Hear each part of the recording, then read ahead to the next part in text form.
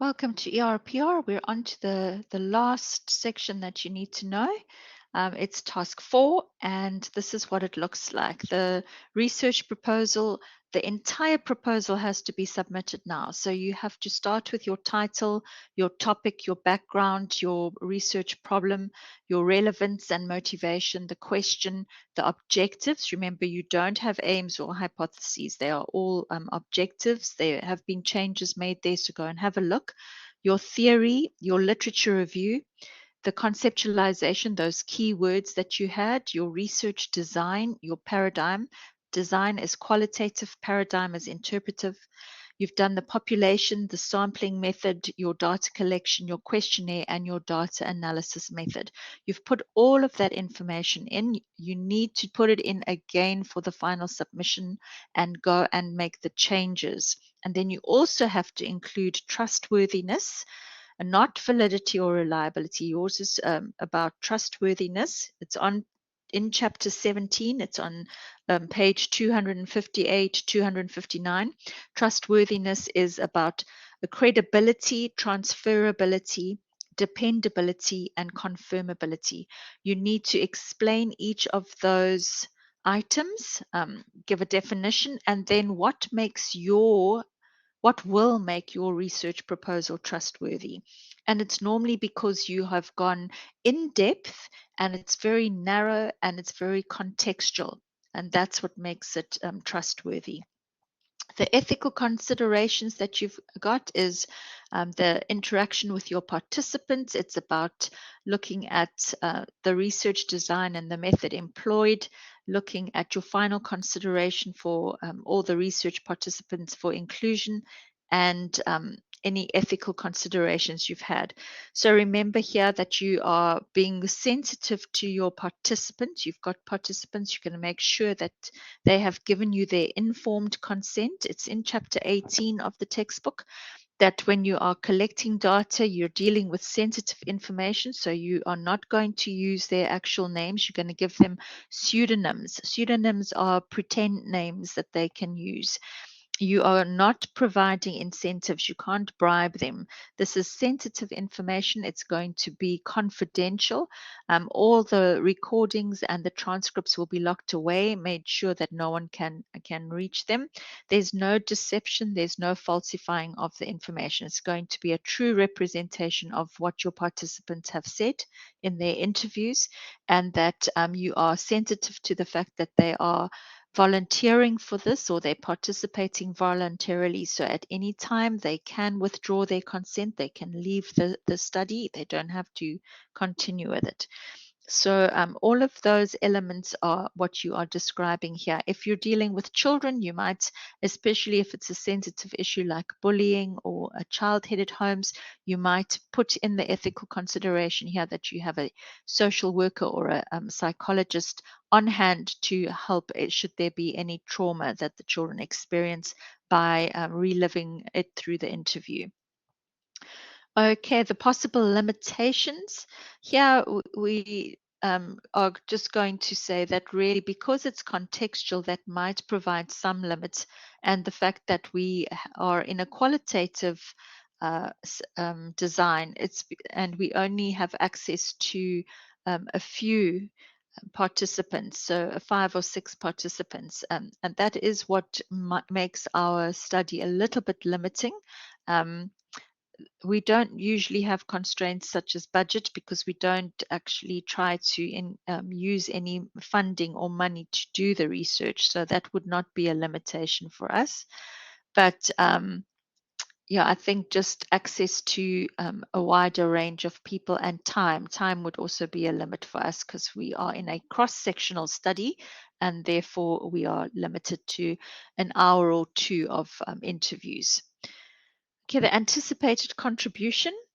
This is you're doing the study or you're proposing the study because you want to add to the existing body of knowledge. You want to contribute to it.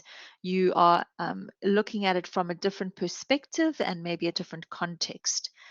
Okay, and then your reference list. Okay, and also just to know that each of these now, we have to go back to the beginning for marks. Okay, so you'll see that your title will be worth 5 marks. Your everything is back to 10 marks, 10 marks, all the way through. Look at your marks, and the final proposal, here it is. Title 5 marks, topic, background, relevance, question, your objectives, not hypotheses, just objectives. Your approach is worth 10 marks, literature review 20. So any changes you make from your previous submissions, especially if you go back and see what I have written there, I've given you feedback for each of your tasks. Go back and make the changes. Do it in dark blue so that I can see it, and I will notify the moderator that changes that have been made are in blue. If you've had to remove a section, that'll be fine. You don't highlight that. You just replace it, and I will be able to see from the mark allocation and what I wrote on my notes that you have made the necessary change there. Okay, but any additional information that you add in, quite a few of you didn't write enough for your design, you didn't write enough for your paradigm, and so you are going to add more information. Some of you haven't given definitions of certain sections. So when you add in, you write it in a blue font, dark blue font, and I'll see the changes that you've made. Okay, then you're adding in the trustworthiness there. You can see is worth 10 marks. It's not validity or reliability. That is quantitative. You are focusing on trustworthiness. Like I said, credibility, transferability, dependability, and confirmability. Ethical considerations, you're going to discuss that for 10 marks. So it's not 2 lines. You're going to have to discuss in depth.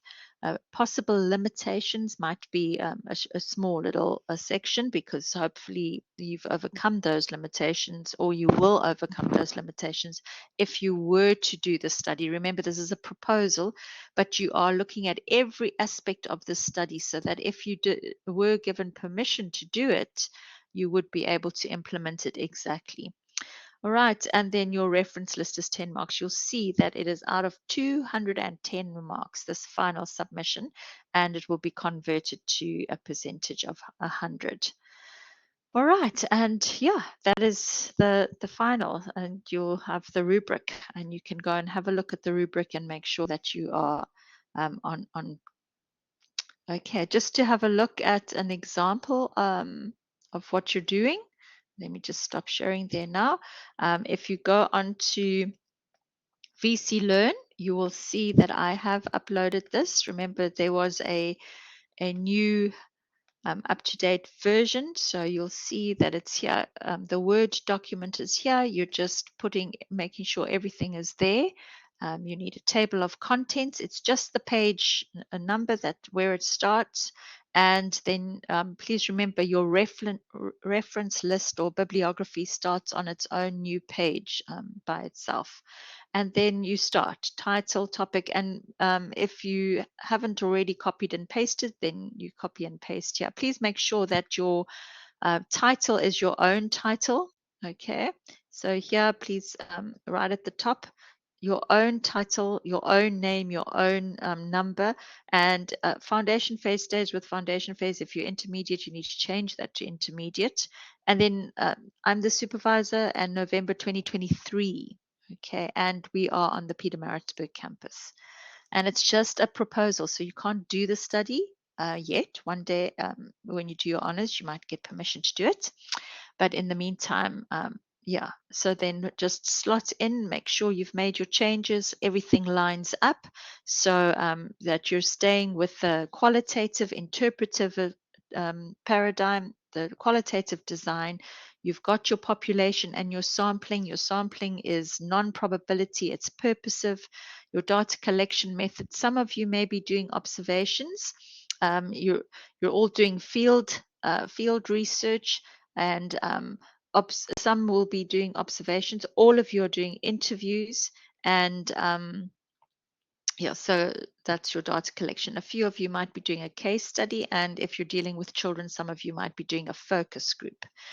Okay, your questionnaire will be there, your data analysis method, where we said it's about a thematic analysis, giving a definition of that, and then explaining that your theory, you'll be transcribing, you'll be coding, you'll be matching, looking for keywords and themes that match the theory. That's deductive analysis, and you'll be doing inductive analysis, trying to find new information.